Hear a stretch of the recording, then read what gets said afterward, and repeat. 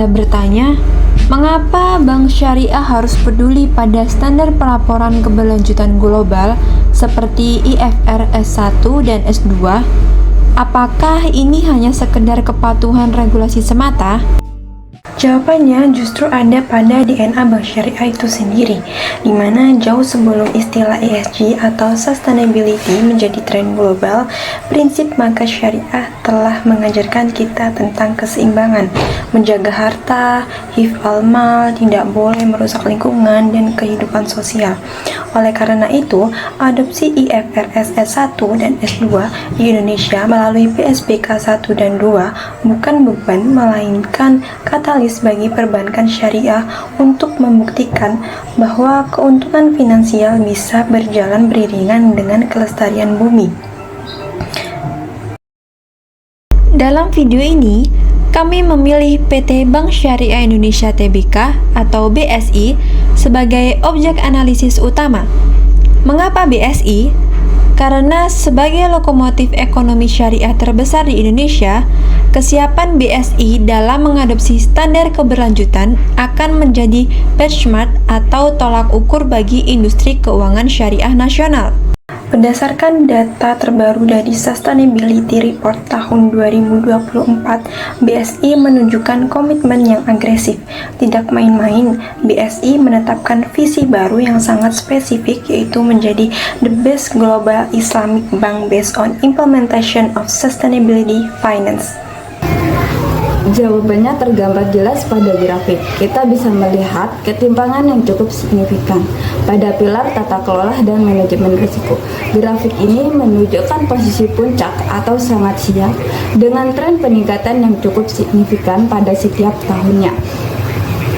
Dengan pada tahun 2024, BSI mencatatkan pembiayaan keberlanjutan sebesar 66,5 triliun dan 14,08 triliun untuk portofolio hijau atau green finance. Ini karena infrastruktur pengawasan direksi dan integrasi sudah berjalan efektif. Namun, perhatikan bagaimana tren grafik ini menurun pada saat memasuki area strategi dan matriks. Disinilah terletak kelemahan terbesarnya. Hingga pada tahun 2024, BSI belum menyajikan angka kerugian finansial yang real, dan yang paling krusial, BSI hanya menyajikan terkait emisi karbon terbatas hanya pada skop 2 saja. Untuk data emisi skop 3 atau emisi dari pembiayaan nasabah masih belum terukur sepenuhnya. Kondisi ini yang menempatkan BSI pada posisi belum sepenuhnya siap secara struktur, hingga masih perlu pembenahan data untuk mencapai kepatuhan penuh di tahun 2027. Visi besar ini didukung oleh infrastruktur tata kelola yang kuat. Salah satu temuan kunci kami di tahun 2024 adalah pembentukan unit khusus bernama ESG Group. Unit ini bukan sekedar tempelan, melainkan berada langsung di bawah supervisi wakil direktur utama. Ini adalah sinyal kuat bagi investor dan stakeholder bahwa isu keberlanjutan di BSI dikelola di level strategis tertinggi, bukan sekedar aktivitas CSR biasa. Lantas, seberapa siap BSI jika dibedah menggunakan pisau analisis PSBK 1 tentang persyaratan umum di PSBK 2 tentang pengungkapan iklim? Selanjutnya, kita masuk ke pilar utama, yaitu tata kelola dalam PSBK 1. Dalam standar ini menuntut adanya pengawasan level tinggi terhadap risiko keberlanjutan. Dalam hasil analisis kami memberikan skor 95% atau sangat siap untuk BSI. Mengapa skornya setinggi ini? Berdasarkan laporan tahun 2024, BSI tidak membiarkan isu ESG mengambang. Mereka membentuk ESG Working Group untuk di bawah Risk Management Committee, di mana alur pelaporannya pun sangat rigid, dari rencana aksi keuangan berkelanjutan yang dilaporkan ke direksi hingga dimintakan arahan ke Dewan Komisaris. Namun ada satu keunikan yang menjadi nilai tambah BSI sebagai bank dibandingkan bank konvensional, yaitu pelibatan Dewan Pengawas Syariah. Di BSI, kebijakan ESG tidak hanya dicek aspek bisnisnya, tapi juga kesesuaiannya dengan prinsip-prinsip syariah. Ini memastikan bahwasanya sustainability di BSI benar-benar selaras dengan maqasid syariah. Selanjutnya, PSPK 1 menuntut konektivitas informasi. Artinya, narasi keberlanjutan harus tercermin dalam angka laporan keuangan. Di sini, BSI mendapatkan skor 85%. BSI berhasil memisahkan dan memvalidasi angka 66,49 triliun sebagai portofolio keuangan berkelanjutan. Dengan ini setara dengan angka 23,88% dari total kredit yang disalurkan. Angka ini membuktikan bahwasanya BSI mampu memilah mana arus kas yang hijau dan mana yang non-hijau. Kemampuan klasifikasi aset ini adalah fundamental utama dalam memenuhi mandat IFRS S1 yang mensyaratkan transparansi dampak risiko keberlanjutan terhadap posisi keuangan perusahaan. Selanjutnya kita masuk pada strategi dan analisis skenario The Deep Dive atau PSPK 2 The Real Challenge. Sekarang kita masuk ke bagian paling utama dan paling menantang, PSPK 2 tentang pengungkapan iklim. Di pilar strategi, kami memberikan predikat advance 80% karena BSI telah melakukan langkah yang sangat progresif, yaitu Climate Risk Stress Testing atau CRST. Sangat jarang bank di Indonesia yang sudah sampai tahap ini. BSI menggunakan skenario standar global NGFS, Network for Greening the Financial System. Mereka mensimulasikan 3 masa depan. Masa depan net zero, masa depan transisi yang terlambat, dan masa depan tanpa perubahan kebijakan atau current policy. Apa hasilnya? BSI berhasil mengidentifikasi risiko fisik, misalnya banjir dan kebakaran hutan diprediksi akan merusak aset yang menjadi jaminan atau agunan nasabah. Jika agunan rusak, maka loss given default atau LGD atau potensi kerugian bank akan meningkat. Selain itu, teridentifikasi juga risiko transisi, penerapan pajak karbon atau carbon tax di masa depan berpotensi mengerus laba nasabah korporasi BSI, yang ujung-ujungnya menurunkan kemampuan bayar mereka. Analisis mendalam inilah yang membuat BSI unggul di pilar strategi. Tuh, diingetin niat baiknya kan? Banyak banget ya kebaikannya. Cara joinnya Cuma selfie, rekening jadi. Punya niat baik, download BSI Mobile buat dapetin kebaikan dalam genggaman. Bank Syariah, Bank Syariah Indonesia. Namun tidak ada gading yang tak retak. Pada pilar matriks dan target kesiapan BSI ada di angka 60% atau developing. Mari kita bedah alasannya. Untuk skop 1 dan 2 atau emisi operasional kantor, listrik dan bensin, BSI sudah sempurna. Mereka mencatat total emisi 83.404 ton CO2 ekuivalen. Dirinci detail dari Aceh hingga Makassar. Data ini sangat valid.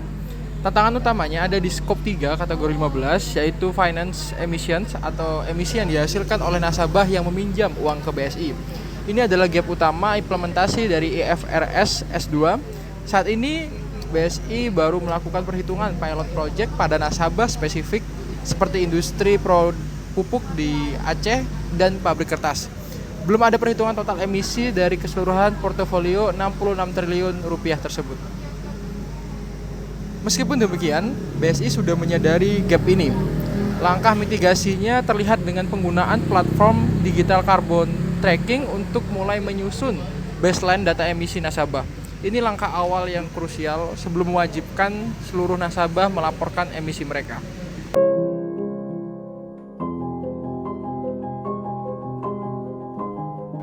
Kita sudah melihat bahwa tantangan terbesar BSI dan sebenarnya seluruh perbankan di Indonesia adalah menghitung emisi skop 3 atau finance emissions. Lalu, apa rekomendasi kami untuk BSI agar bisa memenuhi standar IFRS 2 sepenuhnya dalam 1-2 tahun ke depan? Jawabannya adalah adopsi metodologi PCAF atau Partnership for Carbon Accounting Financials.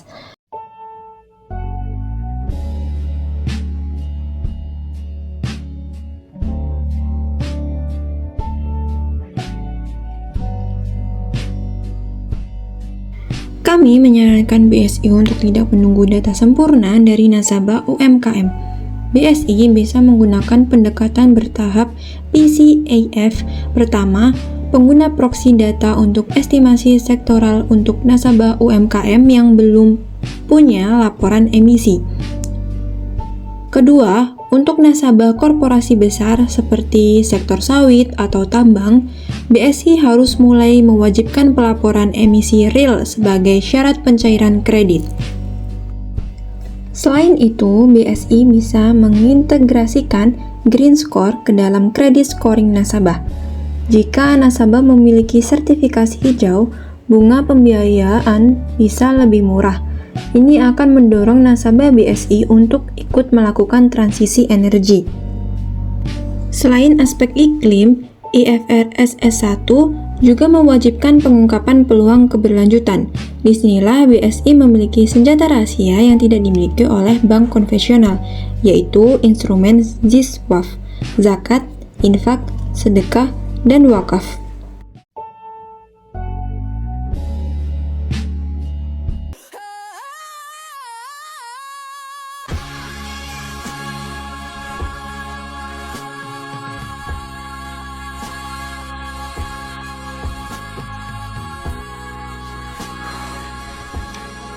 Lu kenapa kelihatan stres begitu? Stres banget gua.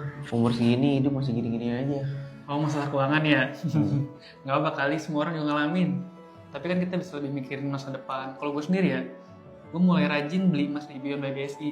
Itu bisa dari mulai 50.000 doang? Serius? Iya bisa, jadi enteng kan, nggak kerasa tiba-tiba porto emas udah banyak aja gitu. Buat kamu, Gen Z yang takut dengan kondisi keuangan di masa depan, kamu bisa mulai investasi basic emas di Beyond by BSI. Coba deh, works buat nge-secure mimpi-mimpi kamu di masa depan nanti. Bank Syariah Indonesia. Di BSI Mobile, niat baik jadi mudah. Nah, niat beliin bapak kuota. Beli paket data, bayar kuliah, top up, sampai kurban juga bisa. Mantap jiwa. Di BSI Mobile bisa infak. Bisa. Cool. Scan QR juga bisa. Tuh, sampai nge-zoom out. Keren kan? Terus apa lagi? Transfer? Kan lah. Ken, habis transfer diingetin infak. Debak.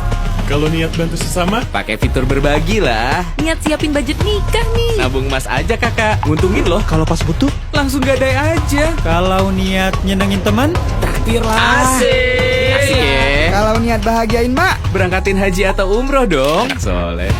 Niat nyenengin camat? Ya bayarin lah belanja e-commerce-nya. Ya auto di saya. Kalau niat Nah tuh diingetin niat baiknya kan. Banyak banget ya kebaikannya. Cara joinnya? Cuma selfie, rekening jadi. Punya niat baik, download BSI Mobile buat dapetin kebaikan dalam genggaman. Bank Syariah Bank Syariah Indonesia. Emang Dalam bisa? laporan 2024, BSI Maslahat telah menyalurkan dana sosial yang dampaknya memperkuat ekonomi masyarakat akar rumput. Dalam kacamata IFRS S1, ini bukan sekedar amal, melainkan strategi menjaga social license to operate dan loyalitas nasabah jangka panjang yang memperkuat arus kas bank. Sebagai penutup analisis ini, apakah PT Bank Syariah Indonesia Tbk siap mengimplementasikan IFRS S1 dan S2, yaitu BSI berada di jalur yang tepat, on the right track. Fondasi tata kelola dan manajemen risiko sudah sangat kokoh dan memenuhi standar global. Pekerjaan rumah yang tersisa hanyalah pada pengumpulan data emisi nasabah atau Scope 3 yang membutuhkan waktu dan teknologi.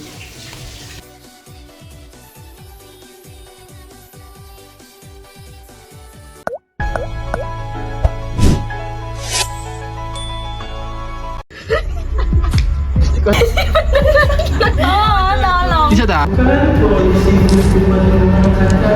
Bisnis ke depan. Kayak gini sur. Masa gua? Contohnya yang baru lagi sih pada tanggal 1. Bentar, pengep. Lu jangan. Sayang. Ya saya, kenapa sayanya?